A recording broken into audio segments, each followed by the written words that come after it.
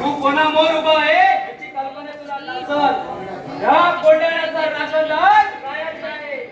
त्याला जीव पाहिजे असत तर गुमानत, नाही तर फुकट पडते. कोण रायाजी कोंढाण्याच्या विधी निकालाचा पंचांग ज्याच्या हाती आहे तो महाराष्ट्राचा आणि मराठा परकीयांचा ग्राम. रायाजी महाराष्ट्राच्या लाल मातीत जन्म घेऊन परकीय सत्तेच्या ढिगाऱ्याखाली दबल्यामुळे तुम्हाला 10 तुकड्याचा विस्तार पडलेला पाहून अत्यंतिक दुःख झालं.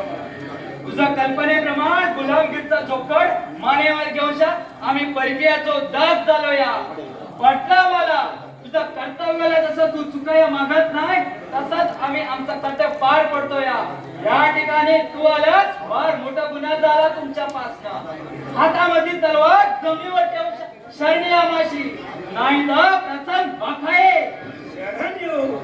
रायाजी गुलामगिरीच्या कटू बळाचा जहरी रस तुमच्या नसनसात संचालनामुळे तिच्या पोटी तुम्ही जन्म घेता. त्या जन्मभूमीचा तुम्हाला खात्रीनं विसर पडलेला दिसतो. ज्या कर्मभूमीनं तुम्हाला नावारूपाला आणलं, ज्या पुण्यभूमीनं तुम्हाला आस्थादायक सावरलं, त्या पूर्वजाचा इतिहास तुम्ही विसरल्यासारखा वाटतो.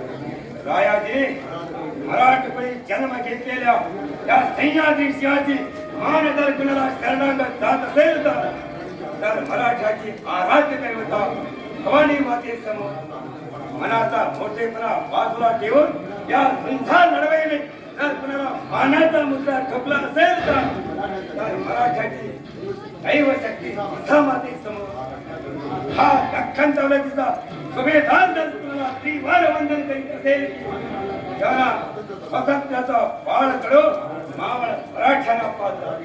मराठी माणसाची जाणीव करून दिली आणि परकीय सत्तेला महाराष्ट्राच्या दशदिशात बसवलेली यवनपुरी वेदना होत करण्याची घोषणा केली. या शिवचरणी या तानाजी मालुसरेचं शिर एक धानाई लाख धाड करणार जायला कुत्राही करणार नाही. रायाजी तुम्ही ही मराठी आहात. या महाराष्ट्राचे मानी मराठे, या मराठा दौलतीचे वारसदार. तुझ्या मानवी शरीराभोवती गुलामगिरीचा अजगररूपी पडलेला वेठोळे दूर फेकून द्या आणि अधिकार वाणीला साधा शरणी म्हणून या तानाजी मालुसऱ्याचा आडदांड द्या आपल्या पायावर लाख घालोटांगण खाली. रायाजी तुम्हाला तुमचं कर्तव्य पार पाडायचं आहे. जा आम्ही तुमच्या कर्तव्य आड येऊ इच्छित नाही. ही घ्या आमची तलवार. पाहता काय उचला ती आणि या माती मोल देहाचे हजारो तुकडे करून कोंढाण्याच्या कडे कपारी मगर मस्त झालेल्या नाही किनाऱ्या येथे तुम्ही कमानी खा आणि गुलामगिरीचा कर्तव्य पार पाडा. उचला ती मराठ्याची तलवार. फटक्या धरतीच्या तानाजीचा तीर नवांगणाच्या भिंतावर माझ्या रक्ताचा विषय कड्याने घाला. कधी काळी माझा शिवराय या ठिकाणी आला तर मारी मराठ्याच्या कर्तव्याच्या आड येऊन गुलामगिरीचा कर्तव्य पार पाडताना एक मराठ्यानं राक्षसी कृत्य केल्याचं पाहून भारताचा महाराज निखार तिरस्कार करील तुमचा. क्षमा करा तानाजीराव, चुकलो मी. पोटाच्या कळगी बनी पाय हा परकीय राजवटीचा आम्ही गुलाम झालो. या रक्त या शैतानचाही पोळा पाळा जबिडा पाय करतोय गुलामगिरी. कोण देता माशी बाप. रायाजी हाडाचं खडं करून तुम्ही या महाराष्ट्र भूमीला संपन्न बनवलं.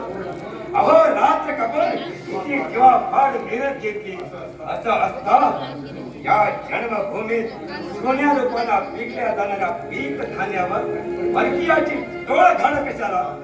सांगा रायाजी उदय फाडूचा का औरंग्याचा बाप आला होता या पवित्र भूमीला आपल्या रक्त माताचं हळदपाणी घालायला. आपला सारं म्हणणं पटले बघा. तर औरंग्याच्या विरुद्ध जाऊन शान आम्ही तलवार उपसल्या तर आमचा अडाणी जमातीचा पाठीराखा कोण.